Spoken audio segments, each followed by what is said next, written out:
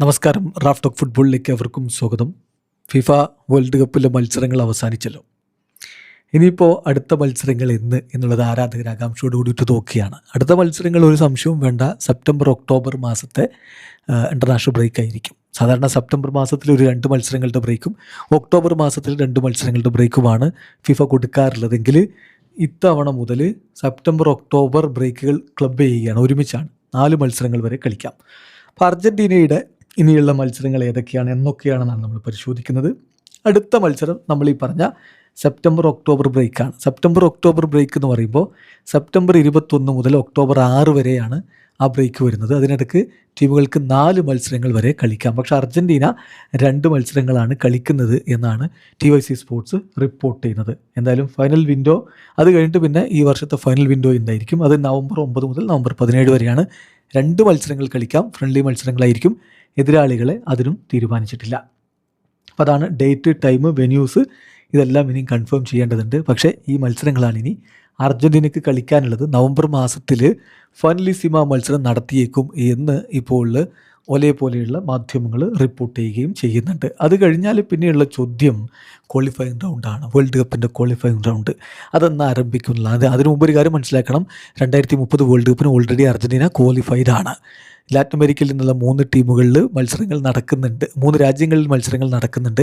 അത് അർജൻറ്റീന, പരാഗ്വയ്, ഉറുഗ്വായ് രാജ്യങ്ങളാണ്. അപ്പോൾ ആ രാജ്യങ്ങൾ ഓൾറെഡി വേൾഡ് കപ്പിന് ക്വാളിഫൈ ചെയ്തിട്ടുണ്ട്. എന്നാലും ഈ ക്വാളിഫയർ മത്സരങ്ങളിൽ അവർ പാർട്ടിസിപ്പേറ്റ് ചെയ്യും എന്നാണ് ഇപ്പോൾ പുറത്തേക്ക് വന്നിട്ടുള്ള വിവരം. അങ്ങനെ തന്നെയാണ് പരാഗ്വയുടെ ഫുട്ബോൾ അസോസിയേഷൻ പ്രസിഡന്റ് വിശദീകരിച്ചിട്ടുള്ളതും. കാരണം ഈ ക്വാളിഫയറിലെ സ്ഥാനമനുസരിച്ച് യുവേഫയുമായി ചേർന്നുകൊണ്ടൊരു നേഷൻസ് ലീഗ് മോഡലിൽ കോൺമെബോൾ ഒരു ടൂർണമെൻറ്റ് പ്ലാൻ ചെയ്യുന്നുണ്ട്. അതിൽ ഈ സ്ഥാനമനുസരിച്ചായിരിക്കും ടീമുകൾ പങ്കെടുക്കുക.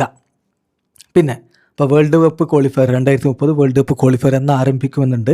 അത് ഒഫീഷ്യലി കോൺമെബോൾ അറിയിച്ചിട്ടില്ലെങ്കിലും മാർച്ചിലായിരിക്കും. 2027 മാർച്ച് ഇൻ്റർനാഷണൽ വിൻഡോ മുതൽ വേൾഡ് കപ്പ് ക്വാളിഫയർ മത്സരങ്ങൾ ആരംഭിക്കും എന്നാണ് വിവരം.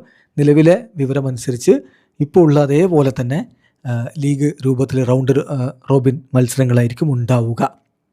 പിന്നെയുള്ള ചോദ്യം ഫൈനലിസിമ നടക്കുമോ, ഫൈനലിസിമ കളിക്കുമോ, കോപ്പ അമേരിക്ക കളിക്കുമോ എന്നുള്ളതാണ്.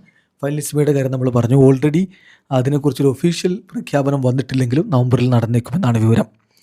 പിന്നെ കോപ്പ അമേരിക്ക 2028 കോപ്പ അമേരിക്ക ഇതുവരെ ഒഫീഷ്യലി എവിടെയാണ് കോപ്പ അമേരിക്ക നടത്തുക എന്ന് കോൺമെബോൾ അറിയിച്ചിട്ടില്ല. പക്ഷേ യുണൈറ്റഡ് സ്റ്റേറ്റ്സിൽ വീണ്ടും നടന്നേക്കും എന്ന തരത്തിലാണ് ഇപ്പോൾ TYC സ്പോർട്സിൻ്റെ റിപ്പോർട്ട്.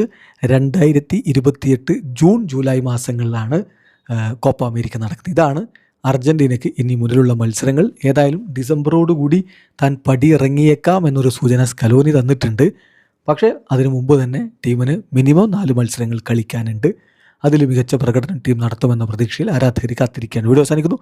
ഫുട്ബോൾ ലോകത്തെ കൂടുതൽ വിശേഷങ്ങളുമായി റാഫ് ടോക്സ് എത്താം.